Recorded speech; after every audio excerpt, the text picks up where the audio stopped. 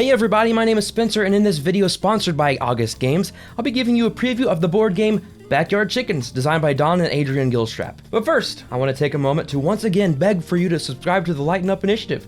Where else can you find videos about games about chickens and backyards? Okay, some other channels have done previews of this game too, but probably not in the style you're about to see. So let's talk about Backyard Chickens. Look at all those chickens. Okay, I promise I won't play that vine every time I say chickens. Look at all those chickens. Okay, I promise. That was the last time I'll play that vine. See? Chickens, chickens, chickens. In Backyard Chickens, players compete to raise the best flock on the block.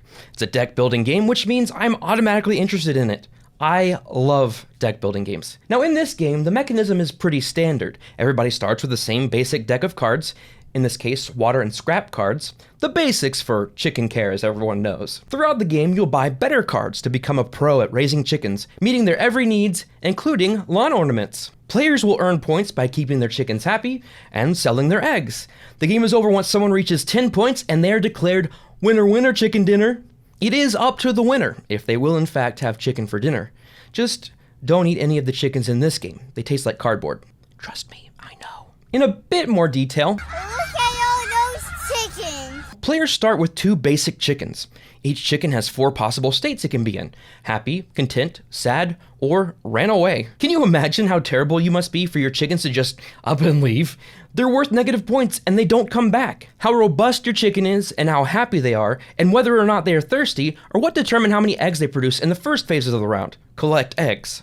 Eggs are good because they're the currency in the game. Everybody loves eggs, from their head down to their legs. One benefit of this player board, other than showing you where to place everything, is the egg baskets. These baskets help make it to where you don't have a million eggs laying around. 1 egg in the 5 basket equals 5 eggs. An egg in the 3 basket equals 3 eggs. You get it. The next phase of a round is the feed and water chickens phase.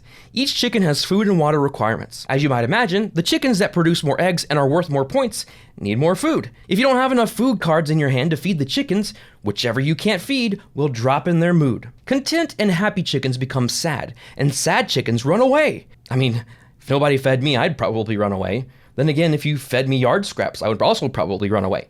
So the chickens are more tolerant than me? What does that tell you? So making sure chickens have enough to eat is enough, but to make them truly happy, you must give them their desired treats, which also applies to me. For the chickens, it might be a worm or a peanut. For me, Reese's or cherry pie will do just fine. If you can't water your chickens, well, they go thirsty. Thirsty chickens produce 2 less eggs than usual because it takes water to create eggs, gosh darn it. Luckily, if you have more water cards than you need, you can store them above your player board to use in future rounds. Next, you'll move on to my favorite phase, go to market. Here, players will take turns using their eggs to buy supply cards and chickens. Take a look at some of the supply cards you can buy to add to your deck. Cards that provide more food, cards that provide more water, fun things that make chickens happy, treats, and gift cards. Yep, gift cards. In this preview copy, there are 110 supply cards, so you've got a huge variety of what to buy. There are also 32 chicken cards for you to potentially add to your yard. These are going to be better than your starting chickens, and you'll need to buy a few to have any chance at winning the game. They produce more eggs and are worth more points. Also in the go-to-market phase, you can do market actions, such as trashing one of your less efficient cards or clearing the market offering. But perhaps the most important market action is the ability to sell eggs in exchange for points. You've got to have really happy and high-performing chickens to do this because it costs 12 eggs per point. Which brings me to phase 4 of the round, clean the coop. First, you'll add the points your chickens give you in the current mood and any points you've purchased with eggs. If a player has 10 or more points, the game is over and they win. Unless there's a tie, and the tied person who produces the most eggs will win. The winner is said to have the best flock on the block, or the best fowl, so throw in the towel, or the best clucker you... Oh, I'm not going to try on that one. So that's a general summary of Backyard Chickens. In fact, that's mostly how to play the game other than a few specifics here and there. You do have the option to throw in events for an advanced game. These can be good or bad and can really affect the game. Personally, I enjoy them and think they should be played with most of the time, but you'd probably want to leave them out for first-timers or younger players. Speaking of, the box says the game is for ages 8 and up, and I think that's spot on. I played this with my 8-year-old, and though it took a few rounds for her to catch on, she didn't have any trouble once we got going. It could be a little difficult for anyone younger than that, but if you have kids that have played games like Toy Story, Obstacles and Adventures, or Summer Camp, they should be able to pick this up no problem. The 10-point goal is just perfect. It keeps the game from dragging on. It's definitely less than an hour and can be as quick as 30 minutes, depending on the player count. The great thing is that a large portion of the game can be played simultaneously. The only phase where players take turns is in the go-to-market phase. How does it compare to other deck building games? Well, there's definitely the standard buy cards to make your deck better element there, but here, of course, you have the unique goal of taking care of your chickens. In fact, the theme of this game is super unique. Not many games out there specifically about chickens. It can actually be an educational experience. It's great for teaching math, strategy, and the caring of animals. However, the rule book says I'm not supposed to tell you that. But I just did.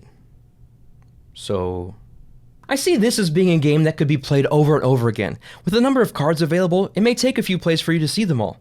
You'll have different strategies you'll want to try, and those event cards can make for some chaotic moments. So if you like deck building games but want a unique theme, this definitely fits the bill. It's not too complicated and has very smooth gameplay.